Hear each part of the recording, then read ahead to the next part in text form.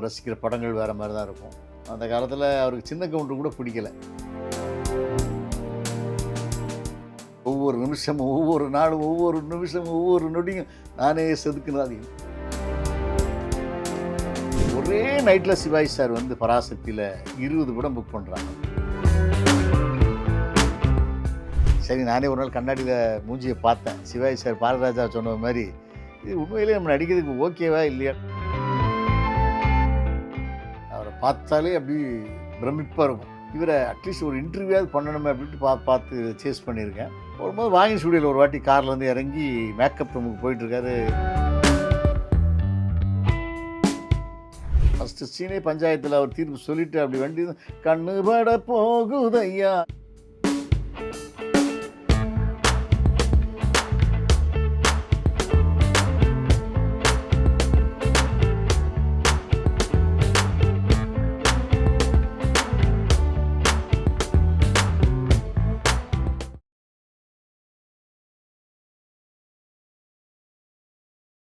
வணக்கம் சார். வணக்கம். முதல்ல நீங்கள் வந்துட்டு ஜேர்னலிஸ்ட் ஆகணும்னு ஆசைப்பட்டீங்களா அல்லது சினி ஃபீல்டுக்கு வரணும்னு ஆசைப்பட்டீங்களா சார்? ரத்த கண்ணீர் தான் நான் சொல்லுவேன். ரோல் மாடல் எனக்கு வந்து இன்ஸ்பிரேஷன் எல்லாமே எம்.ஆர். ராதா சார் தான். நடிகைகளுடைய ரத்த கண்ணீர் படத்தை பார்த்துட்டு நிறைய டைம்ஸ் பார்த்தேன். பார்த்ததுக்கப்புறம் இப்படி கூட ஒரு ஆன்டியாக நடித்து மக்கள் மத்தியில் ரெஸ்பான்ஸ் கிடைக்கிற ஒரு பெரிய மாபெரும் நடிகராக இருக்கார் அப்படின்னு எனக்கு அதை பார்த்த பிறகு எனக்கு நடிக்கணுங்கிற ஆசை வந்துச்சு. பழைய பிளாக் அண்ட் ஒயிட் படம், அது செகண்ட் செட்டு ஒரு 10 செட்டுக்கு அப்புறம் தான் வந்துச்சு படம். நம்ம செட்டுக்கு முன்னாலே அது கிட்டத்தட்ட 1952 காலகட்டத்திலே படம், பராசக்தி காலகட்டத்திலே படம் வந்துட்டு அதை பார்த்துட்டு நடிக்கணும்னு வந்தேன். வந்த இடத்துல அது மலைக்கு பள்ளிக்கூடத்தில் ஒதுங்கினது மாதிரி நம்ம எங்கே போய் நிற்கிறோமோ அதனுடைய பாதிப்பு வந்து அந்த வேலையில் நம்ம ஈடுபாடாகிடுறோம். வந்தது மரியாதைக்குரிய நெல்லை சுந்தரராஜனுக்கு ஒரு ஆள் லெட்டர் கொடுத்து அவர்கிட்ட வந்து வேலைக்கு சேர்ந்தேன். அவர் அந்த ப்ரெஸ்ஸு, பத்திரிக்கை, பிஆர்ஓ அது இதுன்னு இருந்ததும் நம்மளை அறியாமல் அதில் ஈடுபடுறோம். இப்போ ஒரு குழந்தைய கொண்டு வந்து ஒரு திருடங்கிட்ட கொடுத்தா அது அந்த குழந்தை எதிர்காலத்தில் ஒரு பெஸ்ட்டு திருடனாக தான் வரும். அதே குழந்தைய ஒரு டாக்டர்கிட்ட ஒப்படைச்சா அது ஒரு டாக்டர் ஆகிரும். அது மாதிரி நம்ம எங்கே போய் சேர்றோமோ அந்த பாதிப்பு நமக்கு அறியாமல் ஏற்பட்டு பத்திரிக்கையாளராகி அப்புறம் கொஞ்சம் கொஞ்சமாக ப்ரெஸ் ரிப்போர்ட்ரு அது இதுன்னு வரக்கூடிய சூழல் ஏற்பட்டதுக்கு காரணம் அதுதான். பொதுவாகவே எல்லா மனிதருக்கும் அது சரியாக இருக்கும்னு நினைக்கிறேன். நம்ம எங்கே போய் சேர்றோமோ அதுக்கு தான் மலைக்கு கூட நீ பள்ளிக்கூடம் ஒதுங்கினது இல்லையான்னு கேட்பாங்க. அதோட அர்த்தம் என்னென்னா, ஒருத்தர் மலைக்கு பள்ளிக்கூடம் ஒதுங்கியிருந்தா கூட அதை வாத்தியார் சொல்லிக் கொடுக்குறத கேட்டு இவனுக்கு ஒரு ஞானம் வந்துடும், படிக்கணுங்கிற ஆசை வந்துடும் அப்படிங்கிறதான் சென்ஸு. அதுக்காக நான் அப்படி தான் எனக்கு பத்திரிகை துறையில் டச் மிஸ்டர் நெல்லை சுந்தரராஜன். நடிக்கணும்னு வரும்போது உங்களுக்கு வந்து படம் பார்த்த ஒரு அனுபவம் இருந்திருக்கும்.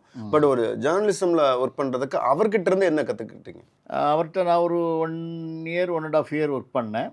பிஆர்ஓ அசிஸ்டண்ட்டு, ப்ரெஸ் ரிப்போர்ட்டர், அவருடைய அணுகுமுறைகள், ஒரு ஆர்டிஸ்ட்டை எப்படி பேசுகிறாரு, எப்படி பிஹேவ் பண்ணுறாருங்கிறத நான் கொஞ்சம் ஃபாலோ பண்ணேன். அவர் கொஞ்சம் ஸ்பீடாக இருப்பார். நான் அந்த ஸ்பீடை கொஞ்சம் குறைச்சிக்கிட்டேன். படப்படப்படன்னு பேசுவார், ரொம்ப ஸ்பீடாக பேசுவார், ஸ்பீடான ஒரு நடவடிக்கையில் இருப்பார்.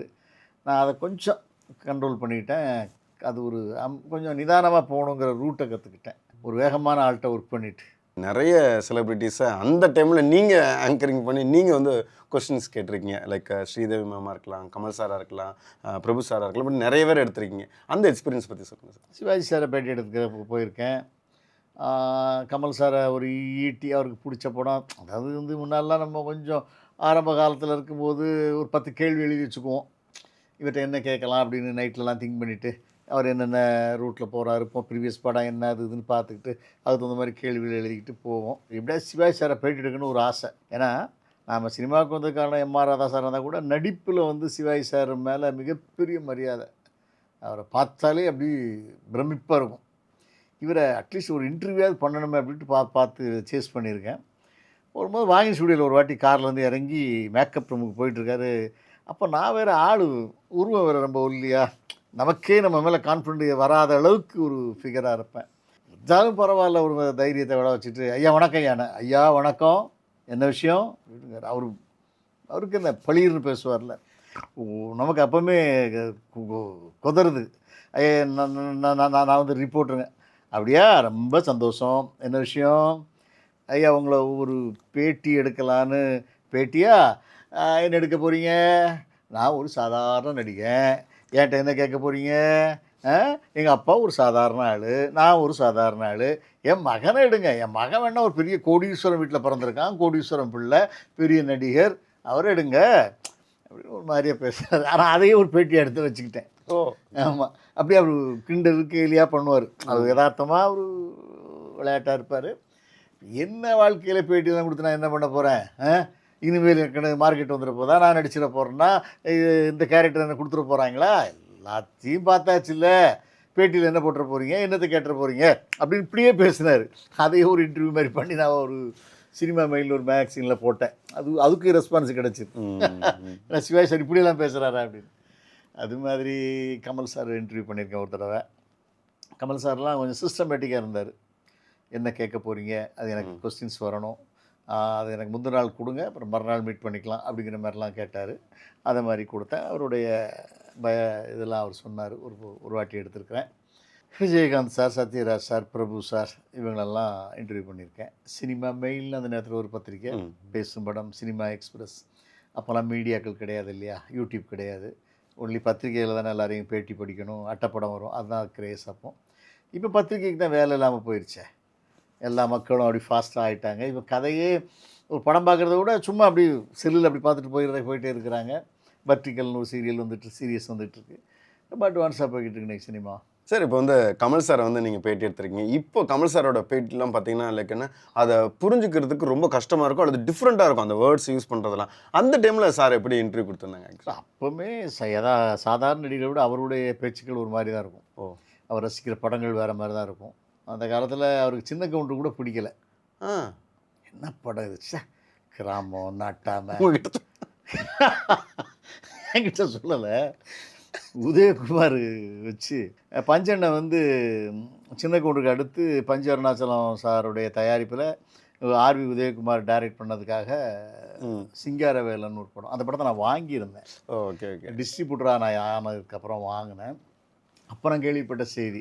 அப்போ சரி, ஒரு இந்த நம்ம ஹீரோ இவ்வளோ பெரிய ஹீரோ ப்ரொடக்ஷன்லாம் நடிக்க போகிறாருன்னதும் அவருக்கு வந்து சின்ன கவுண்டர் பெரிய ஹிட் ஆகிட்டுன்னு அதை காட்டுவாங்க இல்லையா, அதை இவர் பஞ்சண்ணை போட்டு காமிச்சிருக்காரு. இவர் படம் பார்த்து என்னங்க இவ்வளோ மோசமாக படம் பண்ணியிருக்கீங்க அப்படின்ட்டார். யாராவது உதயகுமார் சாரை இப்படி பண்ணி வச்சுருக்கீங்க, நாட்டாமல் அது இதுன்ட்டு எந்த காலத்தில் இதெல்லாம் ஸோ அப்படின்ட்டார். இவர் ஷாக் ஆகிட்டாருன்னா உலகமே பாராட்டிட்டு இருக்கு, இவருக்கு பிடிக்கலன்னு. அதுக்கப்புறம் சிங்காரவேலன் அவர் வேறு மாதிரி பேட்டர்னில் பண்ணார். அது வேறு ஒரு ஸ்டைலில் இருக்கும். அது காமெடி பேட்டர்னில் பண்ணி ஆவரேஜாக போச்சு. அது அந்த நேரத்தில் பரவாயில்லாம் போச்சு. ஆவரேஜா சார் அந்த படம்? ஆமாம், பெரிய சூப்பர் ஹிட் படம் கிடையாது, ஒரு ஆவரேஜ் கிட்டாச்சு. ஆனால் அது ரொம்ப தெனாவட்டாக காமெடி பண்ணியிருப்பாங்க. அப்படி காமெடி பண்ணிகிட்டே இருப்பார். வடிவேல் கூட, கவுண்டமணி கூட, இல்லை கமலாசன் கலகலன்னு பண்ணிட்டு இருப்பார். அப்புறம் திடீர்னு சொல்லுவார், ஒரு இன்டர்வல் விட்டுலாமா அப்படிம்பார். அந்த மாதிரி கொஞ்சம் சினிமா மாதிரியே இருக்கக்கூடிய ஒரு காமெடி படம். அது ஒரு யதார்த்தமான காமெடி படம் கிடையாது. Okay okay. அதனால தான் ஆவரேஜாக போச்சு. பாஸ் ஆச்சு, பட் சின்ன கவுண்டர் அளவுக்குலாம் ஹிட் ஆகலை. எந்த படத்தை ரொம்ப சுமார்னு சொன்னாரோ அந்த அளவுக்குலாம் ஹிட் ஆகலை. அது பட்டி தொட்டிலாம் பட்டை கலப்பின படம் சின்ன கவுண்டர். நீங்கள் ஒரு ஆஸ் அ டேரக்டராக நீங்கள் வந்து நீங்கள் ஜேர்னலிஸ்டாக இருக்கும்போதே வந்துட்டு டெய்லி ஒரு படம் பார்த்துட்டு அதுக்கு நான் ரிவ்யூ எழுதுவீங்க. அந்த ரிவ்யூ படி படம் ஹிட் ஆயிருக்கான்னு பார்க்கக்கூடிய ஆள். அப்படி தான் பண்ணேன். ஓகே. அப்படி இருக்கும்போது இதில் எதில் மிஸ் ஆனிச்சுன்னு நினைக்கிறீங்க சார்? சில படங்கள் மிஸ் ஆகிருக்கு. எனக்கு சின்ன கவுண்டில் எனக்கு படம் பார்த்து ரொம்ப பிடிச்சிது.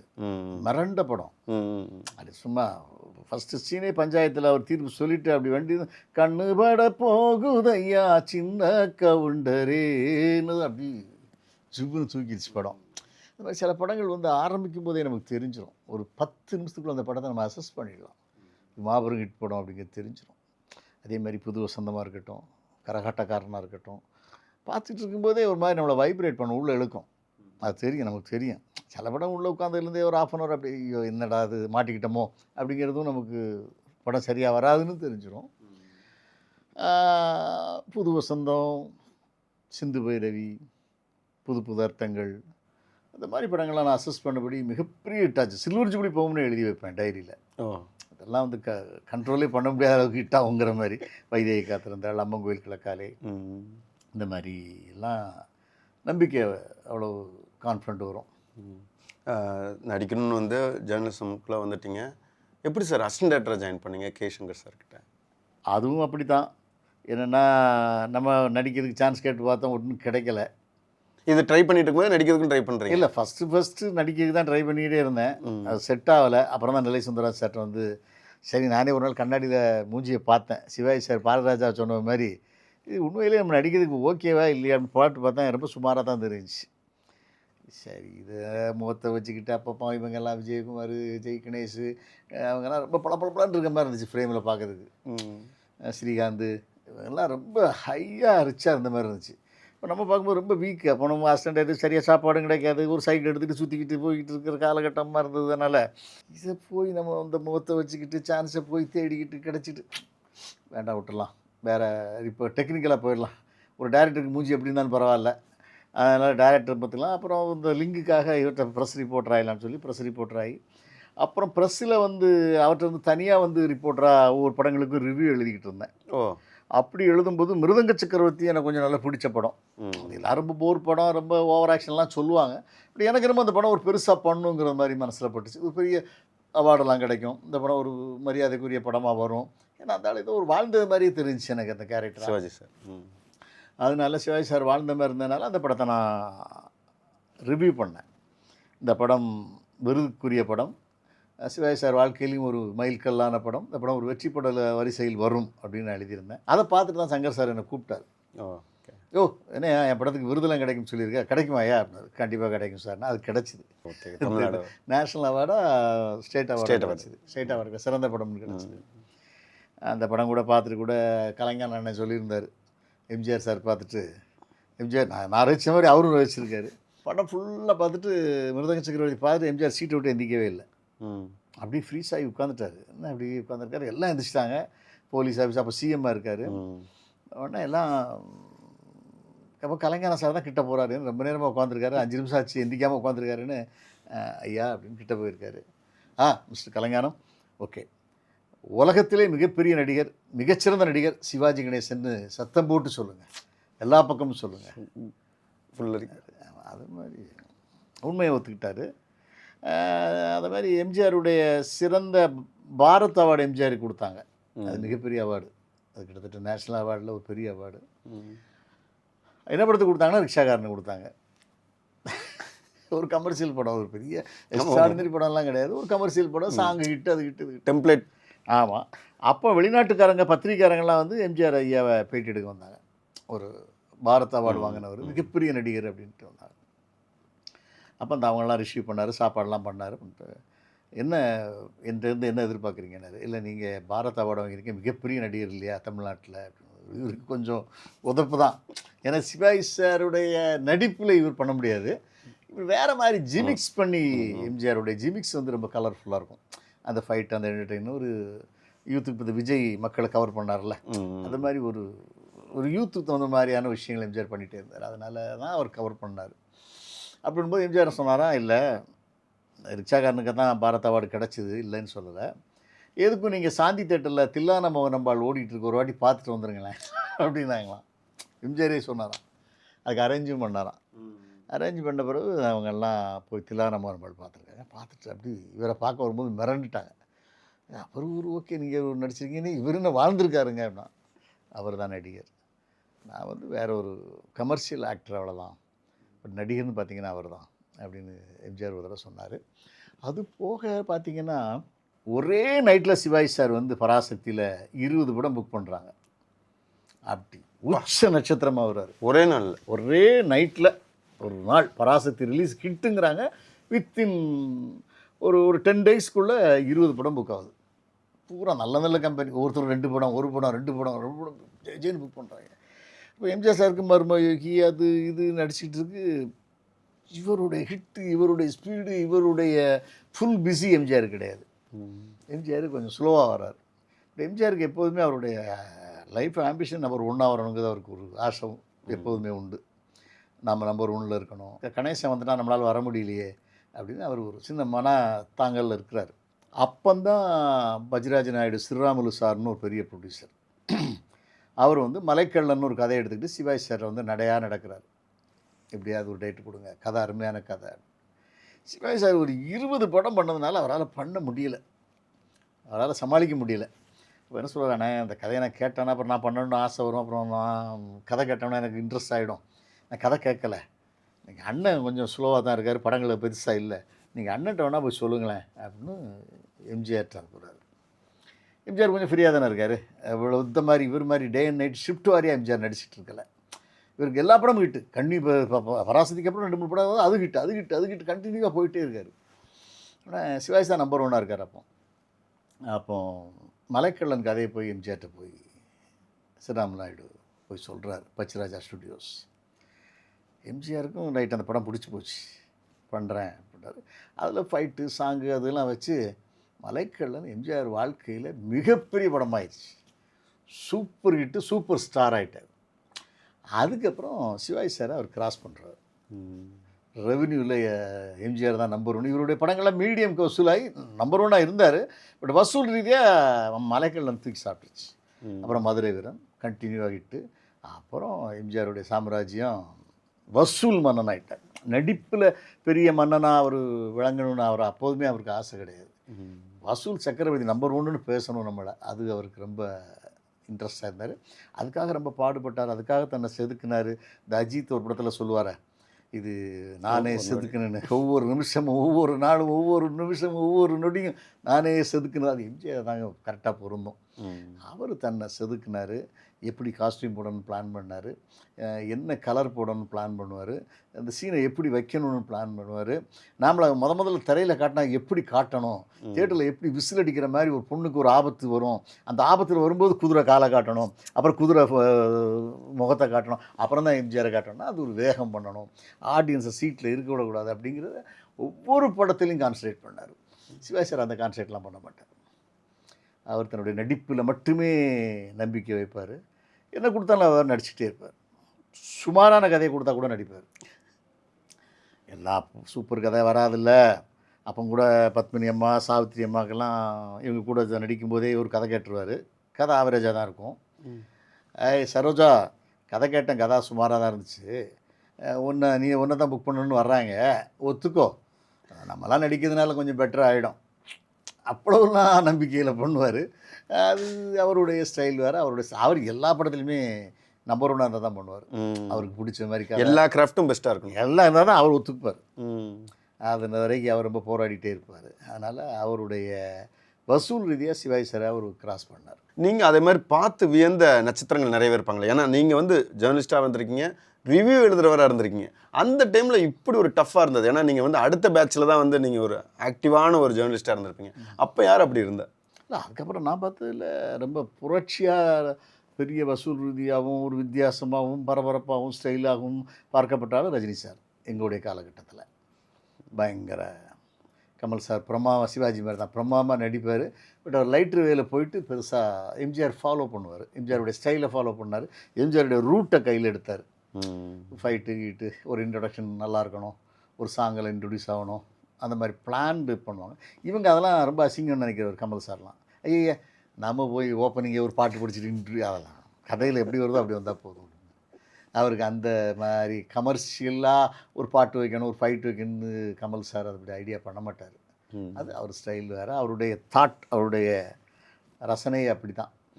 இவங்கெல்லாம் மாஸாக பண்ணணும், விசில் அடிக்கணும், தேட்டரில் எந்திரிச்சு ஆடணும், ராஜாவுக்கு ராஜானாடா அந்த மாதிரி ஒரு சாங்கில் ஒரு கெத்து காட்டுறது, அந்த மாதிரி அது ஒரு மாஸ் சாங்கை தான் இன்ட்ரடியூஸ் ஆகிறதுங்க மாதிரிலாம் ரஜினி சாரும் ஃபாலோ பண்ணார். அது அவருக்கு பெருசாக ஒர்க் அவுட் ஆச்சு. அது எம்ஜிஆருடைய ஃபாலோவர்ஸ் இவரை ஃபாலோ பண்ண ஆரம்பித்தாங்க. தமிழ் சினிமா வந்து நல்லா தான் இருந்துச்சு, நல்ல யதார்த்தமான படங்கள் நல்லா போயிட்டு இருந்துச்சு. ஆனால் ஒரு காலகட்டத்தில் வந்துட்டு முரட்டு காலை ஒரு சைடு வந்து, அதே சமயத்தில் இந்த சகலகலா வல்லவன், காக்கி சட்டை, இந்த மாதிரியான படங்கள் தான் வந்து தமிழ் சினிமாவுடைய போக்கே மாற்றிச்சுனாங்களா? அது உண்மை தானே சார்? எப்போதுமே உங்களுக்கு வந்து ஆர்பி சௌத்ரி சார் இப்போ சமீபத்தில் நம்மளை விட்டு போயிட்டார் இல்லையா, அவரெல்லாம் நான் ஒரு 2 இயர்ஸ் 1 இயர் அவரை டெய்லி பார்க்குற வாய்ப்பு, அவரோட பேசுகிற வாய்ப்பு, அவருடைய மேனரிசம், இன்னும் சொல்லப்போனால் அவருடைய பிள்ளைங்களால் கூட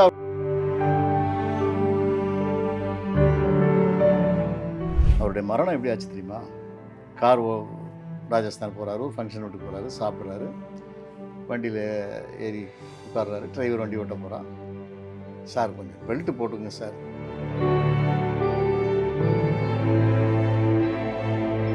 சிஎம் படம் பார்க்கணும்னு ஆசைப்பட்டாங்க. இப்போ ஜெயலலிதா சிஎம், மேடம் தான் சிஎம் பார்த்தாங்க. உடனே இவர் சிஎம்ஏ ஆசைப்படுறாங்கல்ல, அவங்க வீட்டில் தேட்டர் வச்சுருக்காங்க. அவர் விஹெச்எஸ் ஒரு கேசட்டில் படத்தை டவுன்லோட் பண்ணி கொடுத்தாங்க. அந்த அம்மா படம் பார்த்தாங்க, அந்த அம்மாவுக்கு படம் ரொம்ப பிடிச்சி போச்சு. பிடிச்சிட்டு அவங்களுக்கு இந்த சிஸ்டம்லாம் தெரியாது. இதை வேணால் ஜெயா டிவியில் போட்டுருங்களேன் அப்படின்ட்டு.